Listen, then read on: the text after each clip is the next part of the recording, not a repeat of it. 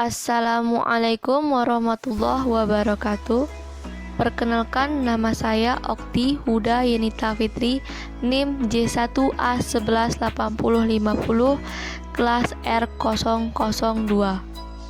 Baiklah, di sini saya akan menjelaskan review jurnal untuk memenuhi tugas mata kuliah evaluasi biologis komponen pangan dengan dosen pengampu Bapak Mursyid SGZ MSI.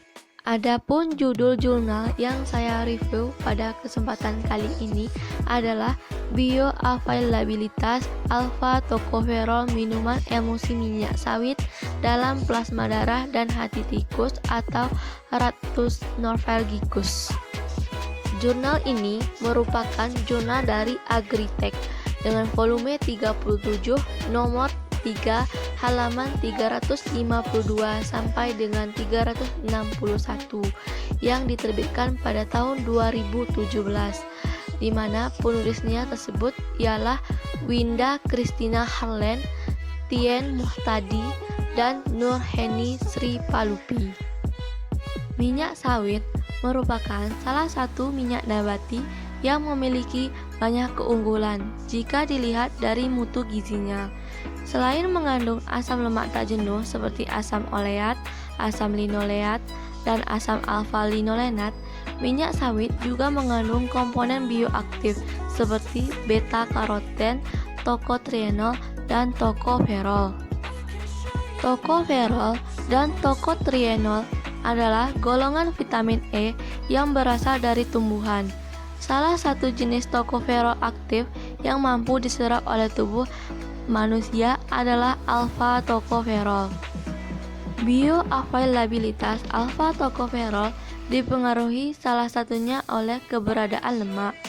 Hal ini dikarenakan vitamin tersebut larut dalam lemak dan membutuhkan kilomikron sebagai media transportasi dalam tubuh. Minuman emulsi minyak sawit atau disingkat dengan MEMS sebagai salah satu produk pengolahan dari minyak sawit diharapkan dapat menjadi sumber vitamin E dalam bentuk alfa tokoferol. Adapun tujuan penelitian ini adalah yang pertama, untuk menganalisis komposisi kimia MEMS melalui uji proksimat dan kadar alfa tokoferolnya. Dan yang kedua, untuk mengevaluasi bagaimana bioavailabilitas alfa tokoferol secara in vivo. Dan adapun subjek penelitian ini adalah alfa tokoferol, bioavailabilitas minyak sawit, minuman emulsi minyak sawit, dan tokoferol accumulation factor. Selanjutnya, metodologi penelitian. Pertama, bahan baku yang digunakan dalam pembuatan MEMS yaitu crude palm oil atau CPO yang diperoleh dari PT Salim Infomas Pratama Jakarta. Sedangkan bahan tambahan yang digunakan adalah kalium sorbat, butil hidroksil toluen atau BHT, pengemulsi twin 80, perisa melon, dan pemanis fruktosa. Sementara itu, bahan kimia yang digunakan untuk analisis adalah H2SO4, NaOH, NaCl, CH3COOH glasial, KOH, K2SO4, HGO, H3BO3, HCl, AgNO3, metanol, Na2SO4, anhidrous, heksan, asam askorbat, dan isopropanol yang seluruhnya didapatkan dari merek CH. Pengujian bioavailabilitas menggunakan tikus Rhamnosus norvegicus jantan, Gallur sprague Dowley. Bahan yang digunakan untuk pembuatan ransum tikus adalah minuman emulsi minyak sawit atau MEMS, kasein, selulosa, minyak jagung, tepung maizena, vitamin mix, mineral mix, dan aquades. Bahan kimia yang digunakan sebagai standar adalah alfa tokoferol. Selanjutnya, alat.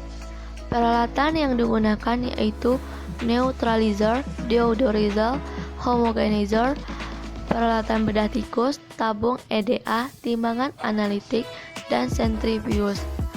Analisis kadar tokoferol pada MEMS serta pada organ hati dan plasma darah tikus dilakukan menggunakan instrumen HPLC UV Vis dengan kolom C18 dengan panjang kolom 150 mm dan diameter 4,6 mm untuk analisis tokoferol.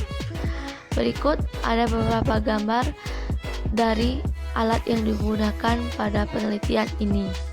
Selanjutnya, metode penelitian. Yang pertama, pembuatan minuman emulsi minyak sawit.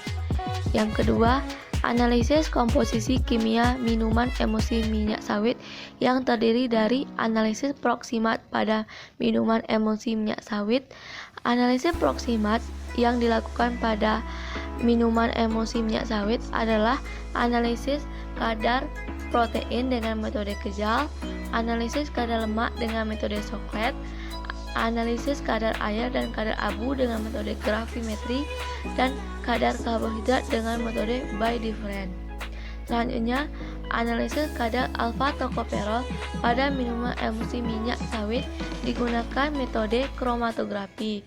Dengan instrumen yang digunakan adalah HPLC UV dengan kolom C18. Metode yang ketiga adalah analisis bioavailabilitas alfa tokoferol minuman emulsi minyak sawit yang terdiri dari yang pertama, komposisi ransum hewan percobaan. Terdapat 4 jenis ransum berbeda yang digunakan sesuai masa perlakuan dan kelompok perlakuan. Tipe ransum yang digunakan adalah ransum semi basah dengan komposisi ransum standar mengacu pada AOAC. Selanjutnya, terdiri dari perlakuan pada hewan percobaan. Sebanyak 36 ekor tikus digunakan dalam penelitian ini. Total masa pemeliharaan adalah 84 hari. Terdiri dari 10 hari masa adaptasi, 60 hari depresi, dan 14 hari masa refleksi. Selanjutnya, terdiri dari terminasi dan pembedahan hewan percobaan. Pada akhir masa adaptasi, dilakukan terminasi dan pembedahan terhadap 6 ekor tikus, sedangkan di masa depresi dilakukan terminasi dan pembedahan 6 ekor tikus dari kelompok depresi. Terminasi dan pembedahan juga dilakukan di akhir masa represi pada 24 ekor tikus yang tersisa. Tujuan terminasi ini adalah untuk mengetahui status tokoferol plasma dan tokoferol hati. Terminasi dilakukan dengan metode cell-visual descalation. Metode yang keempat adalah analisis kadar tokoferol plasma dan tokoferol hati. Metode analisis sampel tokoferol plasma mengikuti Domi-Trovik dan kawan-kawan dengan modifikasi fase gerak berupa metanol isopropanol 98/2 dan metode analisis sampel hati mengikuti Grabenstein dan Frank, yaitu dengan kromatografi dengan HPLC. Metode yang kelima adalah analisis bioavailabilitas alfa tokoferol pada minuman emulsi minyak sawit. Evaluasi bioavailabilitas alfa tokoferol dianalisis dengan TAF atau Tocopherol Accumulation Factor Relative. Metode yang keenam adalah analisis statistik. Bioavailabilitas alfa tokoferol pada MEMS menggunakan rancangan acak lengkap karena merupakan percobaan satu faktor dengan pengaruh lingkungan yang dikendalikan. Selanjutnya, adapun hasil dan pembahasan penelitian jurnal ini adalah yang pertama, komposisi minuman emulsi minyak sawit. Kadar alfa tokoferol olein yang digunakan untuk membuat MEMS sebesar 226,92 mg per kilogram. Setelah diolah menjadi MEMS, kadar alfa tokoferol menjadi 192,63 mg per kilogram. Komposisi MEMS yang dihasilkan tertera pada tabel 1. Penambahan EDA pada formulasi yang digunakan mampu mempertahankan kandungan alfa tokoferolnya pada MEMS. Kadar lemak yang didapatkan sebesar 68,98% dari total bahan. Hasil yang didapat ini lebih tinggi daripada kadar lemak pada MEMS yang diperoleh oleh Meridian, yaitu sebesar 56,27%. Dengan konsentrasi tersebut, maka MEMS berpotensi memiliki bioavailabilitas alfa tokoferol yang baik. Berikut merupakan tabel 1, tabel komposisi minuman emulsi minyak sawit yang dihasilkan.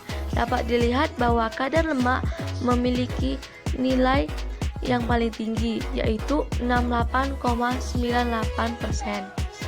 Jadi, semakin tinggi jumlah lemak dalam sistem emulsi, maka makin banyak misel yang terbentuk dari usus halus, sehingga solubilitas meningkat dan mempermudah penyerapan alfa tokoferol. Selanjutnya, hasil kondisi hewan percobaan selama pemeliharaan. Pada awal masa adaptasi, berat badan tikus sebesar 140 sampai dengan 150 gram dengan rata-rata berat badan sebesar 145,78 gram. Pada akhir masa adaptasi, rata-rata berat badan tikus sebesar 164,23 gram atau makin meningkat sebesar 18,45 gram. Di masa adaptasi, semua tikus mendapat ransum yang sama, yakni ransum standar dengan komposisi yang sama. Walaupun demikian, tidak semua tikus mengalami peningkatan berat badan. Hal ini mungkin terjadi karena beberapa tikus tersebut kurang mampu beradaptasi dengan lingkungan yang baru, sehingga pola makan dan metabolismenya terganggu dan berakibat pada penurunan berat badan. Pada akhir masa depresi, berat badan tikus sebesar 250,86 gram pada kelompok kontrol dan 236,15 gram pada kelompok depresi. Bila dilihat dari kurva peningkatan berat badan pada gambar 2, kedua kelompok tersebut tidak berbeda nyata. Namun, berdasarkan pola peningkatannya, terlihat perbedaan antara kedua kelompok. Peningkatan berat badan kelompok depresi mulai dari pertengahan masa depresi, yaitu hari ke-32 lebih sedikit daripada kelompok kontrol. Hal ini disebabkan terjadinya perubahan metabolisme pada kelompok depresi akibat penurunan cadangan vitamin di hati. Pada masa represi, kelompok kontrol atau K mengalami peningkatan berat badan dan total konsumsi ransum yang paling tinggi. Kelompok KN mengonsumsi ransum melebihi kelompok KP, namun mengalami peningkatan berat badan paling sedikit jika dibandingkan kelompok lain. Kelompok KN tidak mengalami peningkatan berat badan yang konsisten dan terus mengalami penurunan berat badan setelah hari ketiga masa represi. Peningkatan berat badan kelompok KP dan MEMS tidak berbeda nyata. Sistem emulsi dapat secara efektif meningkatkan pertumbuhan tikus yang sebelumnya mengalami defisiensi vitamin E kronis. Hal ini ditunjukkan oleh peningkatan berat badan kelompok KP dan MEMS yang tidak berbeda nyata dengan kelompok kontrol setelah masa represi. Dapat dilihat pada tabel 2. Berikut merupakan gambar 2, yaitu kurva peningkatan berat badan selama masa depresi. Selanjutnya, tabel 2, rata-rata konsumsi ransum dan kenaikan berat badan di masa represi. Selanjutnya, hasil tokoferol, plasma, dan hati. Pada akhir masa adaptasi, rata-rata kadar tokoferol plasma hewan coba yang diterminasi sebesar 10,5 mg per ml. Sementara rata-rata kadar tokoferol hatinya sebesar 26,94 mg per gram. Lalu, pada akhir masa depresi, kadar tokoferol plasma kelompok depresi sebesar 0,81 mg per gram atau menurun 92,29%. Jika dibandingkan setelah adaptasi, sedangkan kadar tokoferol hati sebesar 3,52 mg per gram atau menurun 87,94% jika dibandingkan dengan adaptasi. Setelah masa represi, didapatkan kadar tokoferol plasma pada kelompok Kp dan MEMS naik menjadi 58,46% dan 43,36% dari kadar tokoferol plasma setelah masa depresi. Dapat dilihat pada gambar 3A. Sementara kadar tokoferol hati kelompok Kp dan MEMS naik hingga mencapai 85,52 dan 84,64% dari kadar tokoferol hati setelah masa depresi. Dapat dilihat pada gambar 3B. Berikut ini merupakan gambar 3 kadar tokoferol plasma yang disimbolkan oleh huruf A dan tokoferol hati yang disimbolkan oleh huruf B setelah represi. Dengan menggunakan uji lanjut DMRT, tidak terdapat perbedaan nyata antara kadar tokoferol plasma kelompok KN, kelompok Kp, dan kelompok MEMS. Dapat dilihat pada gambar 3A tadi. Namun, ketiga kelompok tersebut memiliki perbedaan nyata dengan kelompok kontrol K. Hal ini dapat dikarenakan besarnya selisih rata-rata kadar tokoferol plasma kelompok K dengan kelompok lain, sehingga mempengaruhi hasil uji DMRT. Oleh karena itu, dilakukan juga uji lanjut yaitu t-test untuk mengetahui perbedaan antara dua kelompok, yaitu kelompok MEMS banding Kp dan kelompok MEMS banding Kn. Melalui uji lanjut t-test dapat didapatkan bahwa tidak terdapat perbedaan antara kelompok MEMS dengan kelompok Kp. Namun, kelompok MEMS berbeda dengan kelompok Kn.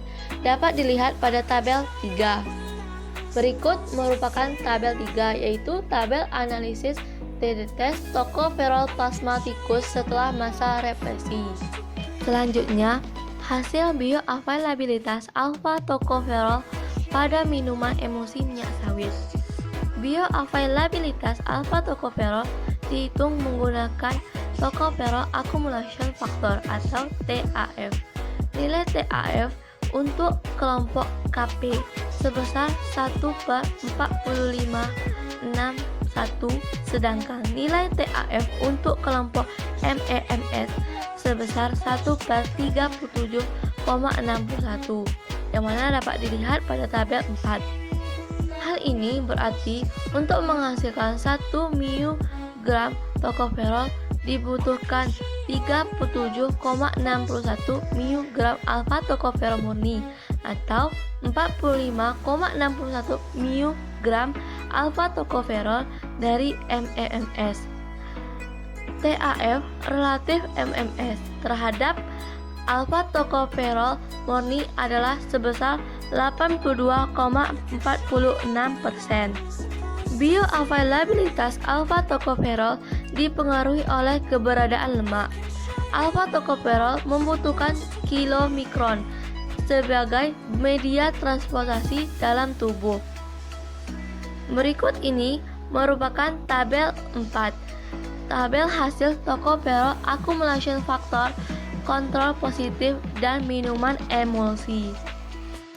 Total tokoferol hati didapatkan dari kandungan tokoferol hati dikali berat organ hati. Kadar total tokoferol hati meningkat cukup tinggi, yaitu sebesar 85,82% untuk kelompok MEMS dan 85,52% untuk kelompok KP, yang mana dapat dilihat pada gambar 4A. Jika dibandingkan dengan KP, MEMS mampu meningkatkan total tocopherol hati sebesar 90,10% dari alfa tocopherol murni.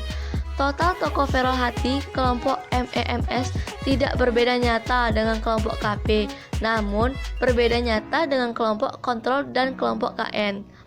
Total tocopherol hati kelompok MEMS pada akhir masa represi mencapai 58,16% kelompok kontrol, sementara total tocopherol hati kelompok KP sebesar 64,19% kelompok kontrol. Hal ini berarti terjadi peningkatan tocopherol hati yang signifikan selama 14 hari masa represi. Kontribusi MEMS dalam mengembalikan tocopherol hati pada akhir masa represi mencapai dengan 88,54% alfa tocopherol murni, yang mana dapat dilihat pada gambar 4B. Jadi, keberadaan alfa tocopherol pada MEMS lebih mudah diserap tubuh karena adanya peran minyak sawit sebagai carrier. Seperti bentuk vitamin E yang lain, alfa tocopherol juga memiliki kelarutan yang tinggi dalam larut lemak. Lemak mempengaruhi penyerapan vitamin E melalui beberapa mekanisme. Pertama, lemak dapat memfasilitasi pelepasan vitamin E dari matriks pangan melalui pembentukan fase hidrofobik untuk melarutkan lemak. Yang kedua, lemak menstimulasi sekresi empedu dan pembentukan misel sehingga meningkatkan proporsi vitamin E dalam misel yang siap diabsorpsi.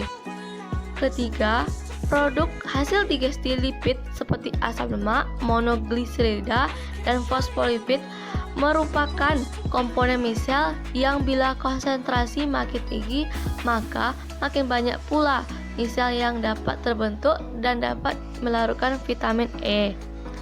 Selain itu, melalui sintesis kilomikron, lemak dapat meningkatkan transport vitamin E di luar enterosit. Baik, faktor-faktor itulah yang memungkinkan alfa tocopherol pada minuman emulsi minyak sawit dapat memiliki bioavailabilitas yang baik.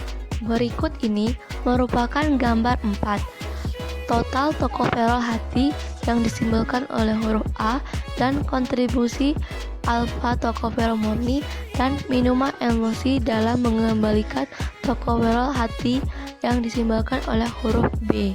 Terakhir, kesimpulan.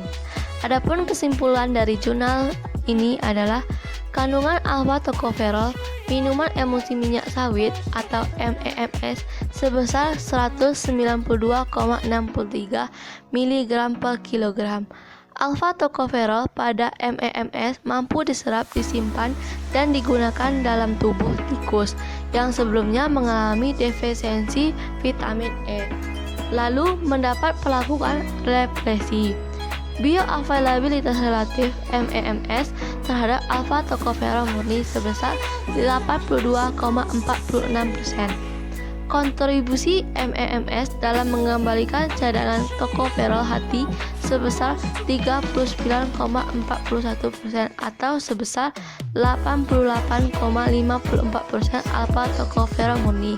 Oleh karena itu, dapat disimpulkan bahwa MEMS memiliki bioavailabilitas alfa tocopherol dan nilai gizi yang baik. Baiklah, hanya itu yang dapat saya sampaikan di video kali ini. Jika terdapat kesalahan, mohon dimaafkan. Saya tutup dengan wassalamualaikum warahmatullahi wabarakatuh.